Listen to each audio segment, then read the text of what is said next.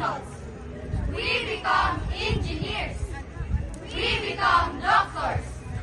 But most of all, we become persons with great interest in making our world beautiful.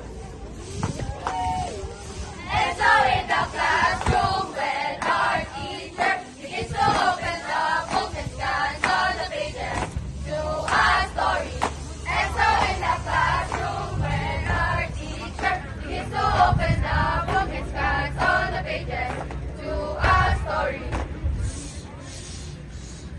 Our teacher is reading. We want you to listen.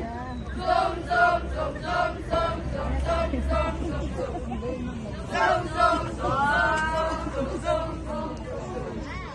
Zoom, zoom, zoom, zoom, zoom, zoom, zoom, zoom, zoom, zoom. Our dear schoolmates, reading is very important in our lives. It is everywhere.